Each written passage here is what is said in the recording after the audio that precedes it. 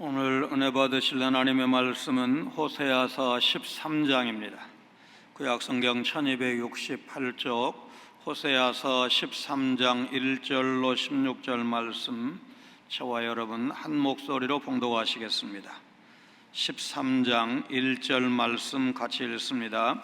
에브라임이 말을 하면 사람들이 떨었도다.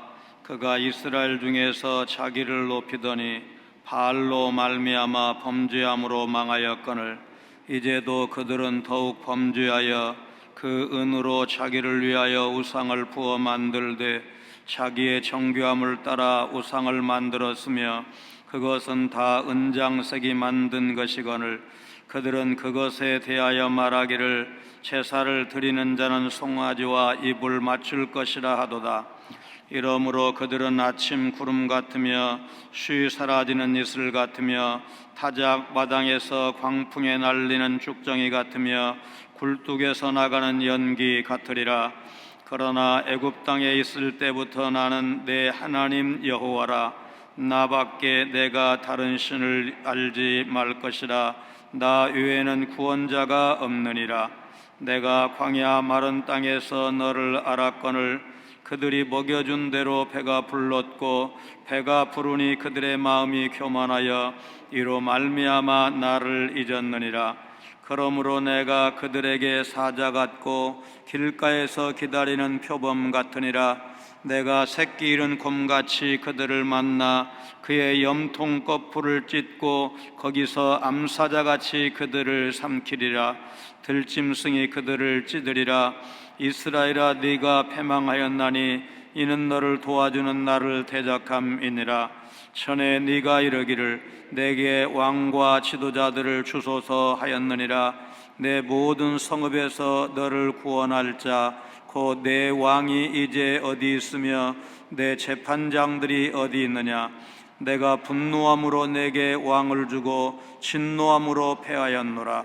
에브라임의 불의가 봉함되었고 그 죄가 저장되었나니 해산하는 여인의 어려움이 그에게 임하리라. 그는 지혜 없는 자식이로다. 해산할 때가 되어도 그가 나오지 못하느니라. 내가 그들을 수월의 권세에서 속량하며 사망에서 구속하리니 사망아, 내 재앙이 어디 있느냐. 수월아, 내 멸망이 어디 있느냐. 뉘우침이 내 눈앞에서 숨으리라. 그가 비록 형제 중에서 결실하나 동풍이 오리니 곧 광야에서 일어나는 여호와의 바람이라. 그의 근원이 마르며 그의 샘이 마르고 그 쌓아둔 바 모든 보배의 그릇이 약탈되리로다. 사마리아가 그들의 하나님을 배반하였으므로 형벌을 당하여 칼에 엎드러질 것이요 그 어린아이는 부서뜨려지며 아이벤 여인은 배가 갈라지리라. 아멘. 러시아의 대문호인 도스토옙스키의 소설, 우리가 잘 아는 죄와 벌이라는 작품이 있습니다. 이 작품의 주인공인 라스콜니코프는 병적인 사색 속에서 선택된 나폴레옹적인 강자는 인류를 위해 사회의 도덕률을 초월하는 권리를 갖는다, 이런 결론을 내리고 고리 대금업자인 노파를 죽입니다. 그러나 사색의 결론과는 달리 현실은 엄청난 죄책감에 시달리게 되고 결국 차수해서 시베리아로 유영을 가게 됩니다. 만일 하나님이 계시지 않는다면 모든 것이 허용된다, 그렇게 말한 라스콜니코프의 말은 하나님이 계시는 한 그 누구도 범죄에 따른 징벌에서 벗어날 수 없는 것을 시사하고 있습니다. 만유의 통치자이신 하나님은 당신이 지니신 공의의 속성상 세상에 관영하는 죄악을 절대 방관하지 않으시고 때가 이르면 반드시 심판하십니다. 그러므로 하나님의 백성은 그분의 말씀 앞에 겸손해야 합니다.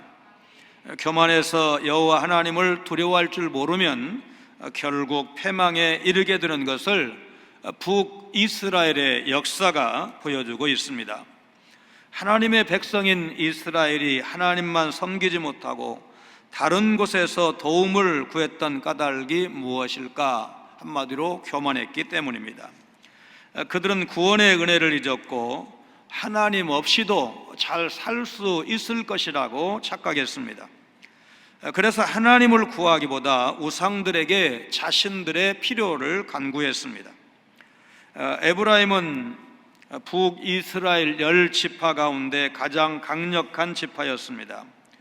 출애굽 2대 지도자라고 할 수 있는 여호수아가 이 에브라임 지파 출신이고, 북이스라엘을 창건한 여로보암 1세와 여로보암 2세도 에브라임 지파 출신입니다. 이 여로보암 1세와 2세 집권기에 가장 강력한 통치력과 국력을 자랑했습니다.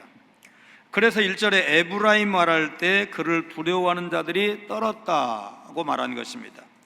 그러나 힘이 꼭 강하다고 해서 매번 좋은 것만은 아닙니다. 오히려 힘이 약할 때는 좀 겸손하고 이런 게 있는데, 힘이 세면 교만해질 가능성, 절대 권력은 절대 부패한다, 이것도 권력이 셀 때 할 수 있는 얘기지 약체일 때는 그런 말을 할 수 없지 않습니까? 에브라임은 높아진 이후에 바알 때문에 범죄했습니다. 그래서 우리 성경에 망하였거늘 이렇게 표현됐는데, 실제는 영어 성경에 보니까 죽었다는 표현입니다. 1절로 3절 말씀입니다. 에브라임이 말을 하면 사람들이 떨었도다. 그가 이스라엘 중에서 자기를 높이더니 바알로 말미암아 범죄함으로 망하였거늘 이제도 그들은 더욱 범죄하여 그 은으로 자기를 위하여 우상을 부어 만들되 자기의 정교함을 따라 우상을 만들었으며 그것은 다 은장색이 만든 것이거늘 그들은 그것에 대하여 말하기를 제사를 드리는 자는 송아지와 입을 맞출 것이라 하도다. 이러므로 그들은 아침 구름 같으며 쉬 사라지는 이슬 같으며 타작마당에서 광풍에 날리는 쭉정이 같으며 굴뚝에서 나가는 연기 같으리라. 여기에서 에브라임의 죽음은 아수르 침략군들에 의한 국가적인 몰락 혹은 하나님과 맺은 언약관계의 파기를 의미할 것입니다. 바알은 신화 속에서 죽음의 신 모색의 죽음을 당하지만 다시 부활함으로써 생산과 생명의 신으로 그들은 그렇게 믿었습니다. 그러나 바알을 예배한 북이스라엘은 바로 이런 바알로 말미암아 범죄했고, 그래서 결국 여기 우리 성경은 망하였거늘 그렇게 표현되어 있지만 실제로 죽었습니다. 바알은 생명의 신이 아니라 죽음의 신입니다. 그럼에도 에브라임은 더욱 범죄했습니다. 국가적 위기 상황이 다가올수록 여호와께서 보내신 선지자들을 통해서 지혜를 얻기보다는 오히려 돈을 들여서 자기의 지식, 정교함을 동원해서 우상을 만들었습니다. 이 패역한 우상 숭배자들은 송아지들에게 입맞추라 그렇게 말하는데, 우상에게 입맞추는 의식은 열왕기상 19장 18절 말씀에 낙심한 엘리야 선지자를 향해서 하나님께서 우상을 숭배하지 않은 사람 7,000명을 남겨두셨다고 말씀을 하실 때 바알에게 입맞추지 아니한 자 이렇게 표현을 했습니다. 그러니까 바알에게 입맞춘 자는 뭐 하는 사람이에요? 우상 숭배하는 사람이에요. 그런데 그 시대에 이 아합왕과 이세벨 왕비가 바알 신을 섬기고 아세라 신을 주상을 섬기고 온 나라를 말하자면 잘못된 방향으로 끌고 가도 그 바알 신에게 입맞추지 아니한 여호와를 섬기는 믿음의 사람 7,000명을 남겨두었다고 할 때 바로 바알에게 입맞춘다 이런 표현을 썼습니다. 2절에 의하면 이 우상은 은장색들, 장인들입니다. 장인들이 만든 것들인데 여호와께서는 이미 8장 5절 6절에 은장색이 만든 송아지가 아수르에 의해서 파괴될 것을 선포하셨습니다. 우상은 그 자체가 헛것이고 우상을 숭배하는 자는 그 우상처럼 허망해집니다. 송아지와 입맞춘 자들은 아침 구름처럼 쉽게 사라지는 이슬과 같다고 했습니다. 이 같은 존재적 허망함은 하나님께 드리는 참된 헌신 없이 제사에만 빠진 이스라엘의 특징이었습니다. 이사야서 29장 5절을 보면 그럴지라도 내 대적의 무리는 세미한 티끌 같겠고 강포한 자의 무리는 날려가는 겨 같으리니 그 일이 순식간에 갑자기 일어날 것이라 하신 말씀처럼 쭉정이 미지는 심판당하는 악인을 나타낼 때 썼던 표현입니다. 이스라엘은 세상을 심판하시는 하나님의 타작 기계가 되어서 악한 나라들을 쳐서 겨로 만들어야 하는데 오히려 자신들이 하나님의 무서운 심판을 당하는 부끄러운 처지에 놓이게 되었습니다. 한 선교사가 인도에서 선교 활동을 하다가 힌두교 사제와 만나게 되었습니다. 선교사가 나는 예수님의 종입니다. 논쟁하는 것을 좋아하지 않습니다. 그러나 한 가지 당신에게 묻고 싶습니다. 당신은 하루에 몇 번이나 죄를 짓는다고 생각하십니까? 글쎄요, 하루에 5번 정도 죄를 짓습니까? 그보다는 많습니다. 그러면 10번 정도인가요? 아니, 그보다도 좀 많습니다. 그러면 50번 정도입니까? 아니요, 그렇게까지는 안 되는 것 같습니다. 좋습니다. 그러면 하루에 10번 정도 죄를 짓는다고 가정해 봅시다. 30년이면 10만 번 넘게 죄를 짓는데 이 많은 죄를 어떻게 해결하시겠습니까? 나는 그 방법을 잘 모릅니다. 선교사는 바로 이때다 생각하면서 나는 그 방법을 알고 있습니다. 그 죄의 결말은 죽음입니다. 구주 예수께서 그 죄를 사하시기 위해서 십자가에서 죽으셨습니다. 나는 그 예수님을 믿어 죄 사함을 받았고 이제는 죄 없는 자가 되었습니다. 사람이 깎고 다듬어서 만든 우상, 아무런 생명이 없는 그 우상에게 사죄의 은총을 구하고 복을 구하겠다고 한다면 그건 어리석고 무익한 일일 뿐입니다. 정말 인생으로서 이 고달픈 세월을 사는 사람으로서 도움이 필요하다면 나를 구원하신 하나님, 나를 창조하신 하나님, 그래서 전능하신 그 하나님께 구하는 것이 맞지, 사람이 만든 은장색이라는 것이 장인이라니까요. 은을 이렇게 녹여가지고 그걸로 말하자면 만드는 사람이 은장색인데, 은장색이 아무리 기가 막히게, 오늘날에는 이제 옛날에 우상으로 섬겼던 것들도 그 자체를 좀 잘 만들면 예술작품 이렇게 해서 신앙을 떠나서 그냥 그 작품으로 봐주는 그런 측면도 없지 않아 있습니다. 그러나 그게 복 주는 건 아니라는 것을 이제 깨달은 거잖아요. 여러분, 인격이 있어도 우리가 능력의 한계가 있잖아요. 아들이, 딸이 뭔가를 부탁을 하면 해줄 수 있는 게 있고 해줄 수 없기 때문에 무기력함을 느끼는 것이 살아있는 아버지, 살아있는 어머니잖아요. 그런데 그런 인격적인 존재가 아닐 때 말할 수도 없습니다. 들을 수도 없습니다. 호흡을 할 수도 없습니다. 심지어는 좀 짓궂은 사람들이 한 대 가서 뒤통수를 때려도 여러분 우상은 말하지 않습니다. 아프다고 말하지 않습니다. 왜냐하면 인격적인 존재가 아니기 때문에 그렇습니다. 그런데 인격적인 존재도 할 수 없는 능력이 제한이 되어서 아이고 속상하네, 뭐 좀 해주면 좋을 텐데, 조금 더 해주면 좋을 텐데, 이런 아쉬움을 가지고 있어도 못 해주는 게 인격적인 존재인데 인격이 없는 우상이 뭘 해줄 수가 있단 말인가. 그래서 우리가 지금 하나님 외에 다른 것에서 위로를 받겠다고 한다면, 혹은 문제를 해결하겠다고 생각한다면 그것이 바로 현대판 우상입니다. 문제가 있으면 어디로 가야 돼요? 하나님 앞에 나와야 돼요. 하나님 앞에 엎드리셔야 돼요. 그리고 말씀을 붙들고, 말씀이 약속이니까 약속을 붙들고 기도하셔야 돼요. 하나님, 제가 부족하지만, 제가 비록 죄인이지만 용서받은 그리스도의 보혈의 공로로 용서받은 하나님의 자녀인 줄로 믿습니다. 하나님은 아들을 사랑하시고 딸을 사랑하시는 은혜로우신 하나님인 줄 믿습니다. 서론이 길지만 그 다음 나오는 얘기는 똑같잖아요. 하나님, 이 문제 좀 해결해 주세요. 너무 심각합니다. 너무 아픕니다. 하나님께서 도와주시옵소서. 그래도 가능성이 훨씬 높을 수밖에 없는 것이 그 기도를 들으시는 분이 하나님이시다. 그분은 인격적인 하나님이시잖아요. 우리의 아버지시잖아요. 그런데 그분이 능력이 없으신가요? 아니죠. 능력이 없으신 것이 아니고 우리를 연단하실 뿐입니다. 우리가 조금 신앙이 성숙해지도록, 아버지의 마음을 알아가도록 훈련시키실 뿐, 궁극적으로 그분은 좋은 것 주기를 아끼지 아니하시는 분입니다. 예수님께서 기도를 가르칠 때 자녀가 생선을 달라고 하는데 아나 옛다 생선이다 그러면서 뱀을 줄 사람이 있냐? 그런 아버지는 없지 않느냐? 하물며 너희 아버지일까 보냐.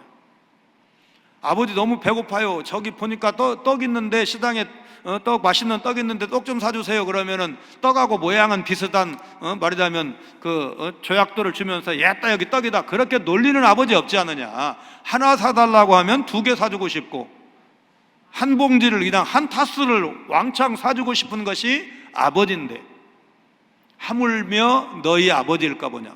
인간은, 육신을 가진 사람은 제한이 있어서 그 반대일 수도 있잖아요. 10개 사달라고 그러는데 야야 다음에 아빠가 돈 벌면 사줄게 이러면서 하나만 사줄 수도 있어요. 왜? 내 능력이 한계가 있으니까. 그러나 하나님은 좋은 것 풍성하게 주실 수 있는 능력의 하나님이신 줄로 믿습니다. 이스라엘의 역사를 되짚어보면 약속의 땅에 들어오고 나라를 이룰 수 있었던 것이 전적으로 하나님의 은혜였음을 알 수가 있습니다.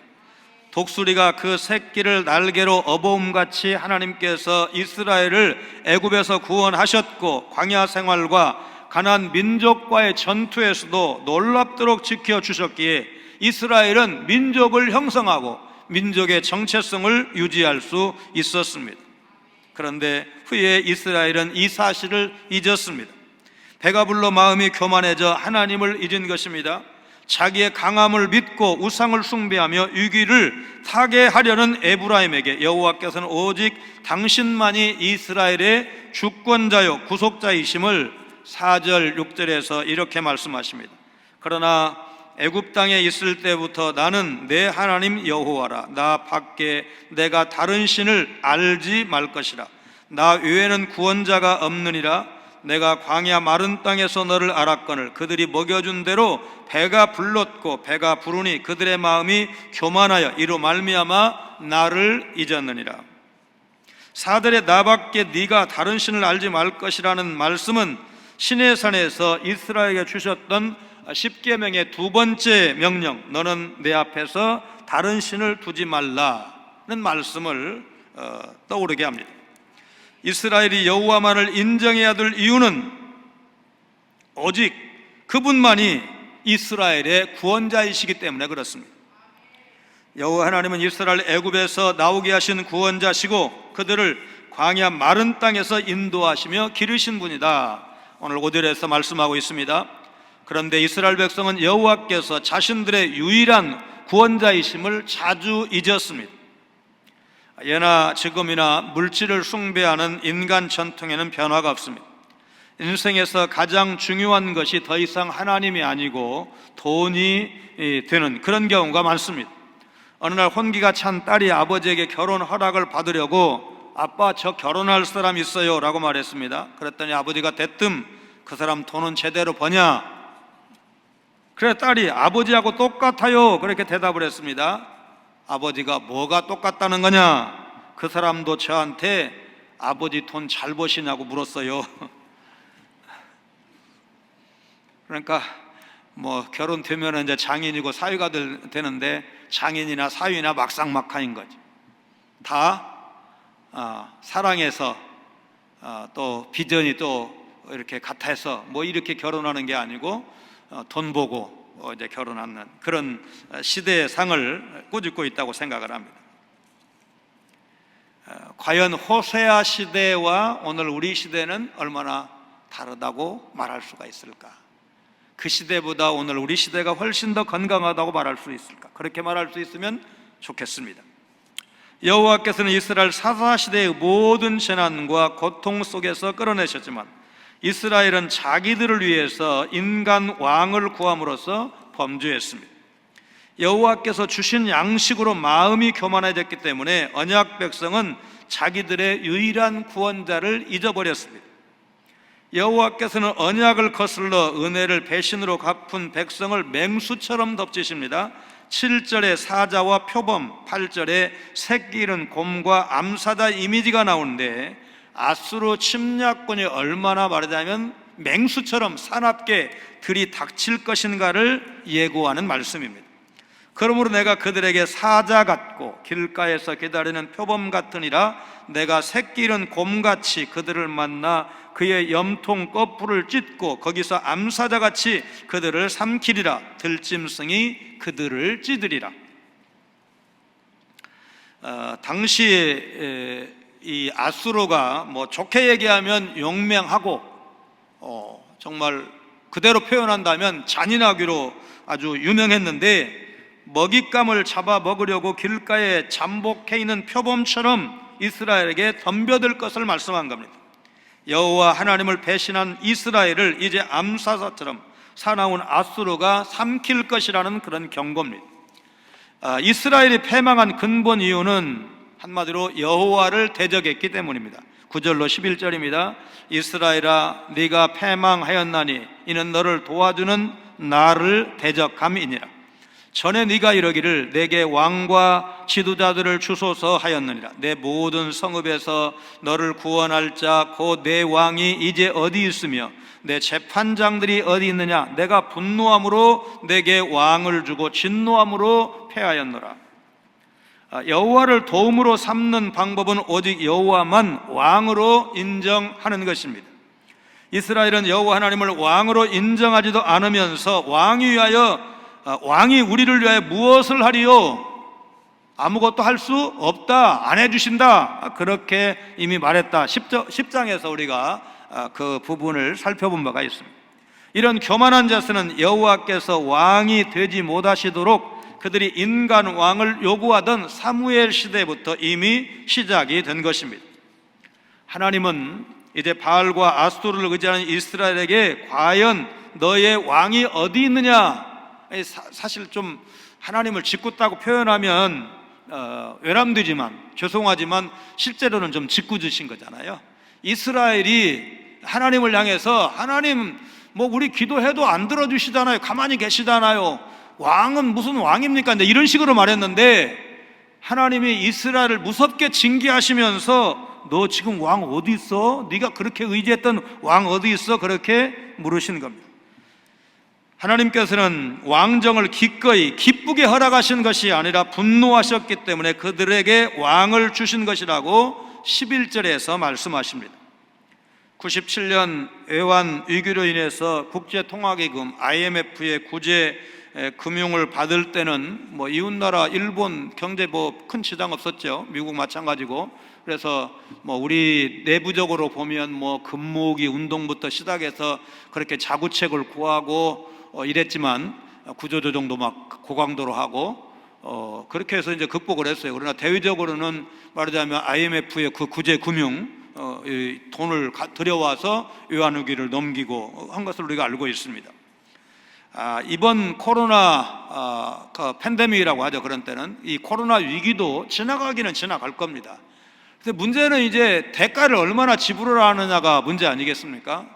국가적으로 얼마나 혹독한 대가를 지불할 건가. 또 기업 입장에서는 뭐 일부 업체는 호황을 누리고 있다는 거 알잖아요. 뭐 삼성전자를 위시해서 뭐 그 이전 못지않게 이렇게 흑자를 많이 내고 총 매출액도 그렇게 많고 1월달 수출도 작년 동기에 비해서 뭐 더 많이 늘어나고 이제 이런 거 우리가 보고 있는데, 그러나 개개인에게 이렇게 보면 뭐 우리 교인들도 그렇고 너무너무 힘들다, 장사 안 돼서 너무 힘들다, 잘 두던 식당도 손님이 오면은 기뻐해야 되는데 오면은 혹시나 확진자 아닐까, 이거 뭐 이렇게 막 뭐 의심의 눈이라고 할까요? 하여튼 걱정스럽게 바라봐야 하는 그런 때를 우리가 살고 있습니다. 교회도 아마 6.25 때가 뭐 위기일 수 있죠. 공산당이 무력으로도 기독교를, 교회를 핍박을 하고 순교자도 많이 나오고 또 마음대로 예배도 못 드리게 되고 뭐 분명히 위기였지만 모르겠어요. 그때보다 모이는 게 더 어렵지 않았겠나, 어렵지 않은가. 왜냐하면 감염에 대한 두려움 때문에 내가 지병이 있는데 다 우리 또 계몽이 돼 있잖아요. 뉴스에서 얘기하잖아요. 뭐 고혈압이 비교적 많은 사람들에게 있는데 그것도 기저질환 이렇게 해가지고 뭐 당뇨, 고혈압 꼭 이 두 개는 꼭 얘기하더라고. 그럼 그 사람은 다른 건강한 사람에 비해서 코로나에 감염되면 사망률이 높아진다는 거 아니에요? 그러면 고혈압이 있는 사람 입장에서는 또 면역력이 약한 사람 입장에서는 다른 사람하고 똑같지가 않단 말이에요. 그러니까 이제 우리가 저 멀쩡한데 왜 교회 안 나와? 이렇게 말하는 것도 좀 쉽지가 않다니까요. 얘기해보면은 나 좀 혈압이 높다고, 사실은 내가 면역력이 좀 약하다고 이렇게 말하면 말 못해요. 존중해야죠. 그런 의미에서는 물리적인 핍박 때는 어떻게 돼요? 우리끼리 더 똘똘 뭉쳐가지고 하나님 함께 하시니까 우리 힘내자고 막 이렇게 격려할 수가 있었는데, 모이는 걸 못 하는 거예요. 모이는 걸. 조금 뭔가 잘 안 풀리고 이러면 뭐예요? 말하자면 낙심한 사람, 이런 사람 향해서 밥도 한 끼 먹고 가서 등도 좀 두드려주고 이러면 되는데, 지금은 그럴 수가 없어요. 그러잖아요. 속으로는 원할지 모르지만 지금 다 조심하고 있잖아요. 병원에 한번 가려면 좀 뭐 심하게 표현하면 007 작전을 해야 돼요. 예수병원도 지금 못 들어가게. 초기에는 예수병원 다 목사 그 신방 가면 들어가게 해줬어요. 그런데 지금은 목사도 예수병원을 못 들어가게 한다. 그렇게 힘든 때를 우리가 지금 보내고 있는 겁니다. 에브라임이라는 이름은 북왕국 이스라엘 전체를 대변하는 호칭이라고 했습니다. 그들의 부리는 상자처럼 봉함되어 있습니다. 12절입니다.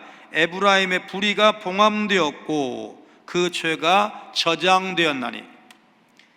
에브라임의 죄는 안전하게 보관하기 위해서 감추어졌다는 것입니다. 하나님께 나아가 용서를 빌어야 되는데 그렇게 하지 않았다는 것입니다. 에브라임은 자기 죄와 죄악된 길을 포기하지 않았습니다. 에브라임은 가장 어려울 때 하나님 앞에서 범죄했습니다. 13절입니다. 해산하는 여인의 어려움이 그에게 임하리라. 그는 지혜 없는 자식이로다. 해산할 때가 되어도 그가 나오지 못하느니라. 임산부에게 출산은 양면성입니다. 이제 막 그 산통이 너무 힘드니까 두려움일 수도 있고, 그다음에 이제 아기가 나면 그 산통을, 그 해산의 고생을 잊을 정도로 또 아기가 이뻐가지고 주위에서 만류하는데도 더 낳겠다는 사람들 뭐 많지는 않지만 가끔씩 있잖아요.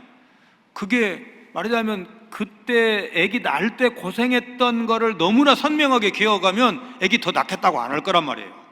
그런데 그걸 잊을 만큼 아기가 이쁜 거야, 좋은 거야. 그래서 더 낳고 싶다. 그런데 남편이 뭐 싫어한다, 뭐 이렇게 그런 얘기를 주위에서 좀 들을 수가 있지 않습니까? 지금까지 경험해 보지 못한 고통이 이 임산부에게 기다리고 있습니다. 그럼에도 불구하고 임산부가 그 고통을 피하지 않는 이유는 머지않아 새 생명을 안을 수 있다는 기대감 때문일 것입니다. 그런데 만약에 아기가 너무 일찍 나와도 걱정, 늦게 나와도 걱정. 이제 조사는 비교적 요즘은 이제 그 인큐베이터에 넣어가지고 비용이 좀 들어가서 그러지 좀 이렇게 잘 살려내는 편이죠. 그게 이제 그 늦게 나게 되면 뭐 좀 걱정을 많이 하죠. 보통 한 주, 두 주 이렇게 얘기하는데, 이제 우리 교육전사 때 옆에 같이 같은 교회에 섬겼던 그 전도사님네 뭐 목사야, 진작 목사 됐지만, 그분은 첫 아기 낳을 때 3주쯤 뒤에 나가지고 되게 이렇게 말하자면 기다리게 했습니다, 아들을. 이제 제일 그냥 주위에서 볼 수 있는 사람 중에서는 3주 늦게, 예정일보다 3주 늦게 나오는 사람을 봤어요.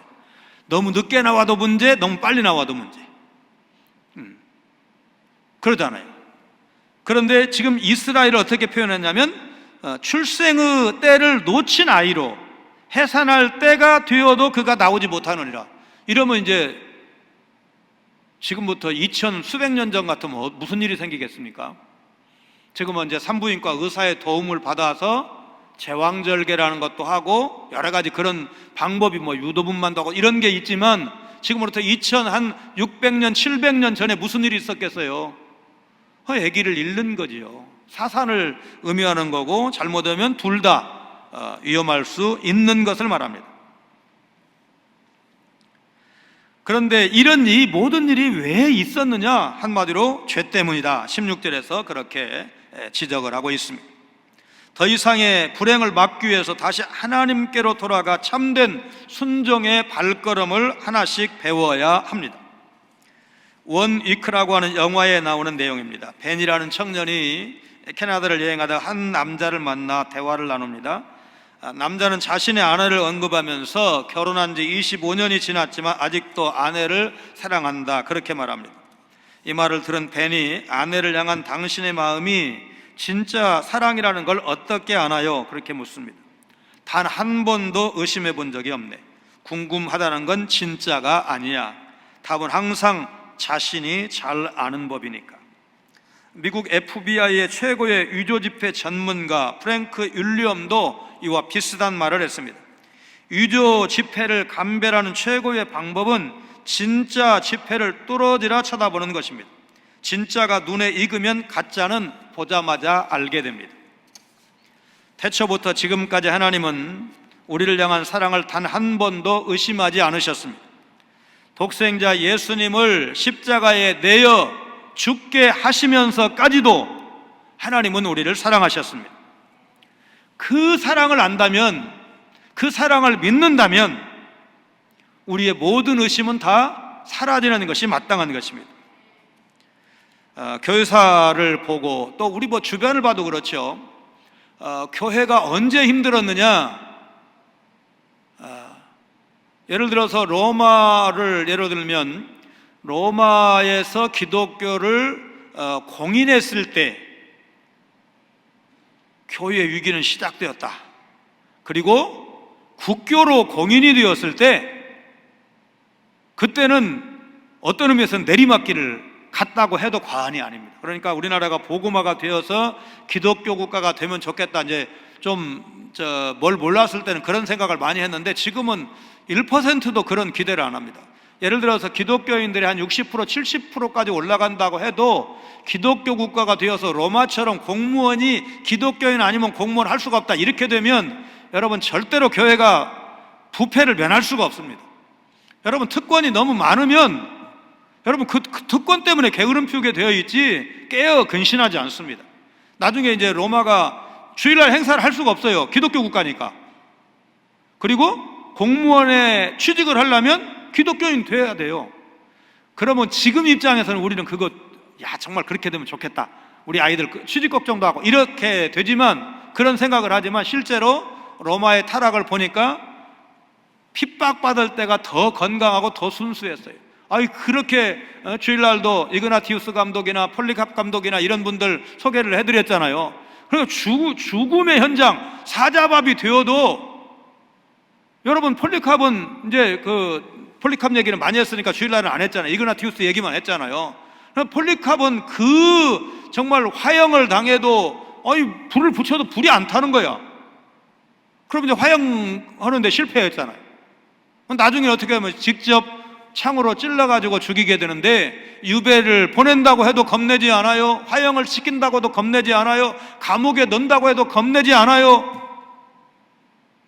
그런 신앙을 어떻게 가질 수가 있었겠어요? 그런데 그 핍박의 시대에 말하자면 대략 주 100년, 그러니까 이 사도 요한의 제자니까 그 연대가 다 주일날 공개가 됐잖아요. 그러니까 100년 전후야.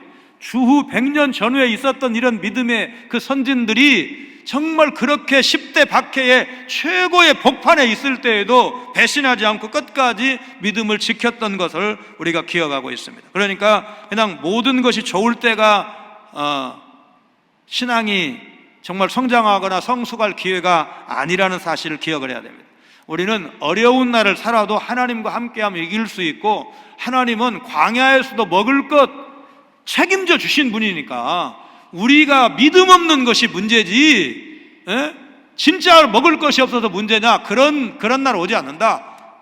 우리 믿음 없는 것이 문제다. 기도하지 않는 것이 문제다. 여러분 그렇게 생각하시고 기도하시기를 바랍니다. 세상에 어떤 권세자도 죽음 앞에서는 무력합니다. 하지만 하나님은 사망이나 음부 가운데서도 우리를 건져주십니다. 부활의 주 예수님은 사망의 권세를 깨뜨리셨습니다. 죽음과 생명의 권세가 모두 하나님의 손에 있습니다.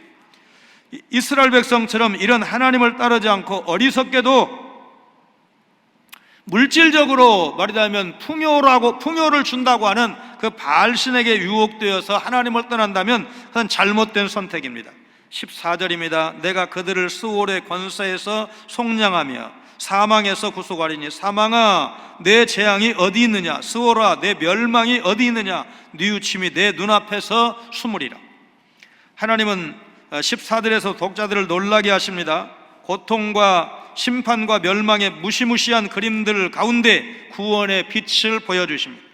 하나님은 이스라엘을 속량하시고 구속하시겠다고 약속하십니다. 그리고 하나님의 말하자면 음성은 조롱하는 쪽으로 바뀝니다. 사망아 내 재앙이 어디 있느냐.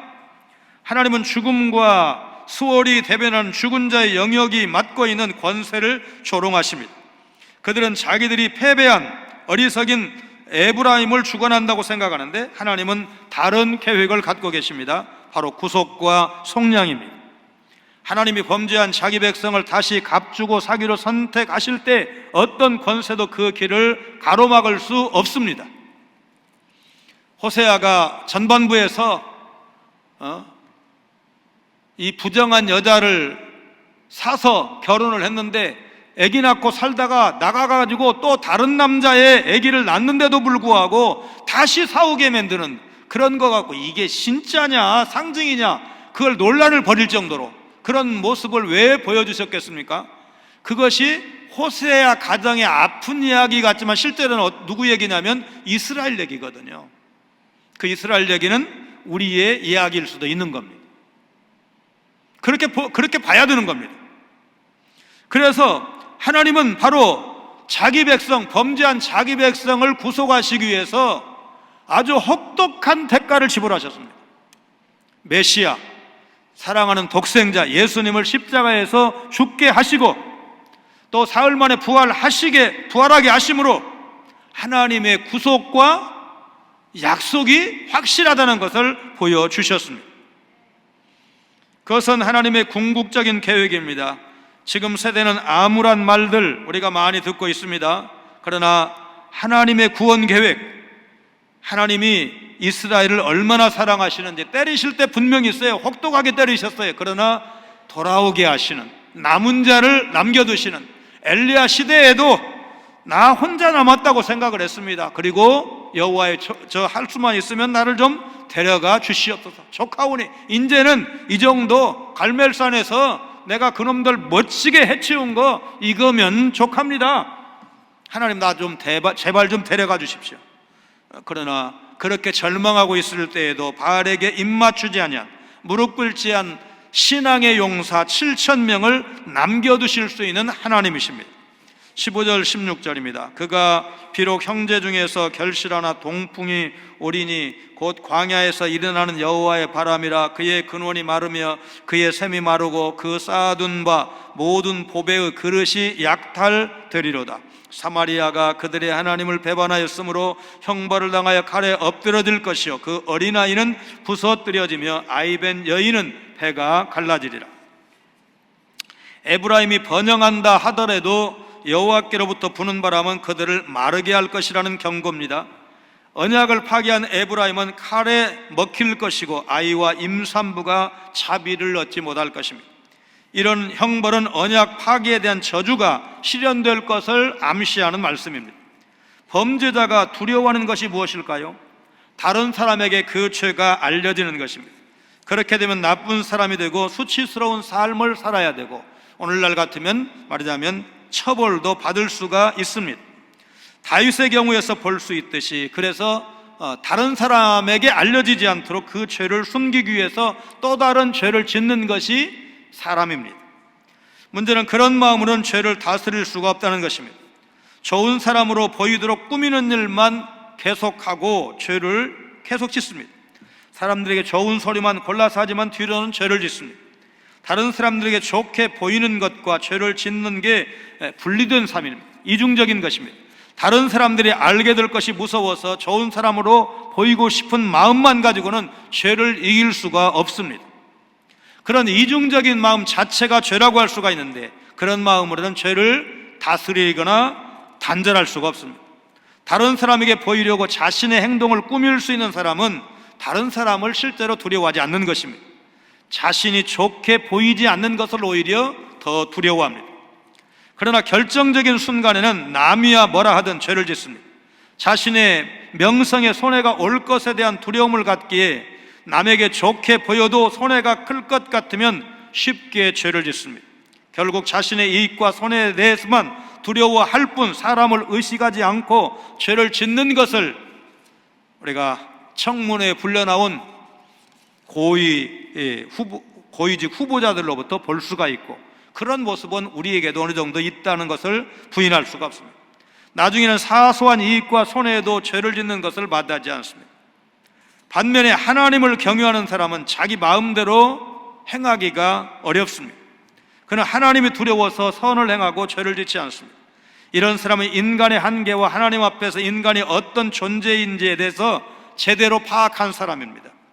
참 좋은 내 인생이라는 책에 이런 구절이 있습니다. 정말로 죄를 다스리고 싶다면 죄를 짓고 싶은 마음보다 하나님을 향한 두려움이 더욱 커져야 한다. 우리는 다 하나님을 두려워하면서도 죄를 짓고 사는 연약한 존재이다. 그러나 하나님을 경외하는 마음이 커지면 마음대로 죄를 짓지 못하게 될 것이다 는 사실을 우리가 기억해야 됩니다. 재앙과 멸망을 당신의 뜻대로 부리시는 하나님은 자신의 백성이 죄를 뉘우친 후 속량받고 구속받기를 원하십니다. 재앙과 멸망이 기다리는 길로 걸어가지 말고 생명과 안식 있는 길로 우리가 나아가야 됩니다. 하나님은 오늘도 광야의 이스라엘에게 이제 곧 젖과 꿀이 흐르는 약속의 땅 가나안 땅에 들어가기 직전에 이스라엘 백성들에게 생명과 사망, 화와 복 중에서 택하라 요구하신 것을 우리가 기억할 필요가 있습니다. 언제든지 하나님은 양자택일을 요구하시는데 우리가 생명의 길로 갈 것이냐 죽음의 길로 갈 것이냐, 복을 받는 길로 갈 것이냐 저주를 받는 길로 갈 것이냐, 분별력이 있어야 됩니다. 하나님 오늘 우리 시대에 믿음의 사람으로서 어떻게 선택하고 어떤 길을 걸어야 될지 깨닫는 은혜를 허락해 주시옵소서. 북이스라엘의 멸망, 호세아 선지자를 비롯해서 많은 선지자들의 경고에도 불구하고 이스라엘이 결국 멸망의 길로 갔던 그런 어리석음을 우리가 보게 해 주옵소서.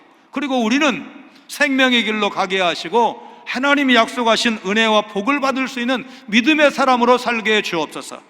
그렇게 기도하시고 그런 삶을 사시는 여러분 모두가 되시기를 주님의 이름으로 축원합니다. 거룩하신 하나님, 이 땅에 많은 종들과 성도들이 주일에는 거룩한 사람으로 살지만 엿새 동안 세상에서 살 때 살짝 빠져나가 숨어버리는 부끄러운 순간이 없지 않았음을 고백합니다. 교만한 자는 결국 망하는데, 그래서 그렇게 살면 안 되는데도 우리의 연약함으로 착각 가운데 잘못 살았던 순간을 고백하오니 자비로우신 하나님, 우리를 용서하여 주옵소서. 하나님이 우리의 작은 속셈에 대해서 모든 것을 간파하고 계신다는 사실을 잠시라도 잊지 않기를 원합니다. 하나님을 두려워하지 않고 자신의 욕심대로 살면 하나님을 잊게 되고 결국 멸망의 길로 가게 된다는 사실을 북이스라엘의 멸망 과정을 통해 마음속 깊이 새기며 배우게 하여 주옵소서. 우리의 교활함과 완악함을 용서하시고 거룩한 천국 백성으로 변화시켜 주시기를 원합니다. 아버지의 능력의 오른팔을 펴사 어려운 날을 살고 있는 이 시대의 연약한 저희들을 굳건히 붙잡아 주옵소서. 예수님 거룩하신 이름으로 간절히 기도하옵나이다. 아멘.